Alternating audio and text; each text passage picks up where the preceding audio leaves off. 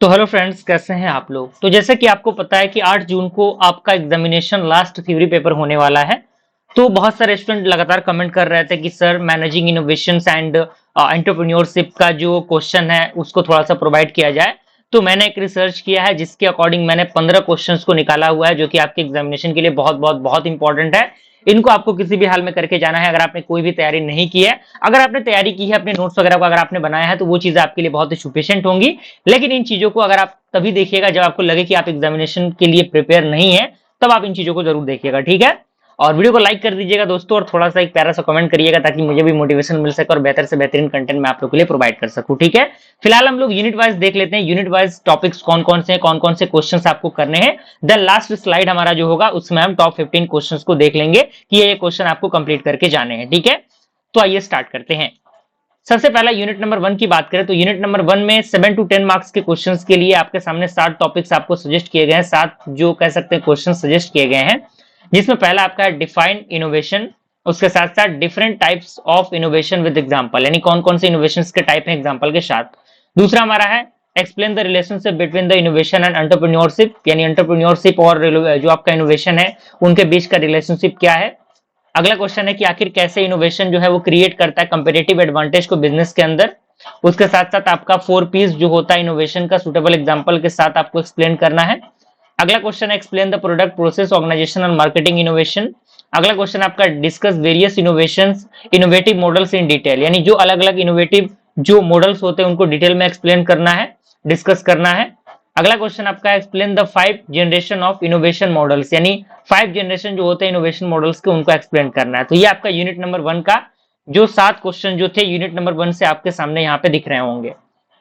अगला आपका है सोर्सेस ऑफ इनोवेशन, जिसमें आपका 7-8 क्वेश्चन यहाँ पे दिखने को मिल रहा है यूनिट नंबर 2 का, जिसमें आपका explain technology push and market pull innovation, यानी technology push and market pull innovation क्या है। साथ ही साथ वेरियस जो सोर्सेस होते हैं इनोवेशंस के वो क्या है। उसके साथ साथ एक्सप्लेन करना है प्रोसेस ऑफ टेक्नोलॉजी ट्रांसफर, यानी जो टेक्नोलॉजी ट्रांसफर का प्रोसेस होता है उसको। अगला क्वेश्चन आपका explain agile management in innovation management, यानी किस तरीके से एजाइल मैनेजमेंट इनोवेशन मैनेजमेंट के अंदर काम करता है। साथ ही साथ डिस्क्राइब करना है 6 थिंकिंग हैट्स टेक्निक को।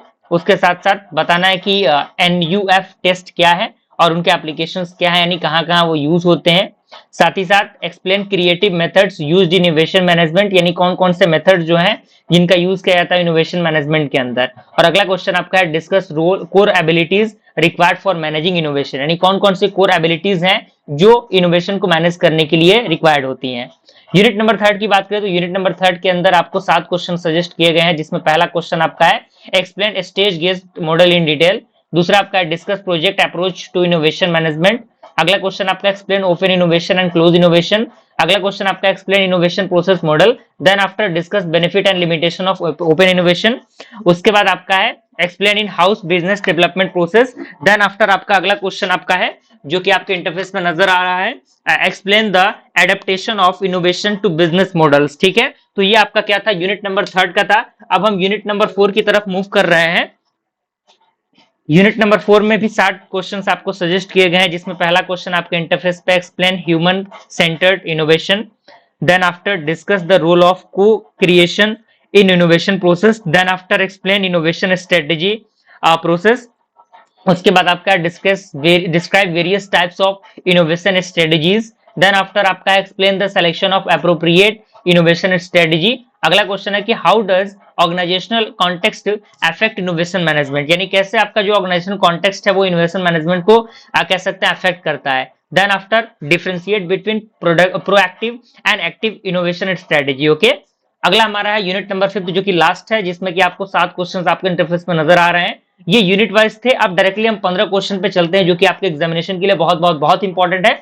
अगर आपने कुछ भी तैयारी नहीं की है तो ये चीजें आपके लिए बेहतर है, लेकिन अगर आप हम मैं कह सकता हूं कि आपको इस पर 100% डिपेंड नहीं रहना, लेकिन कहीं ना कहीं आप इसको कर लेंगे तो आपका काम बन सकता है, ये बात आप मान के चलिए, ठीक है।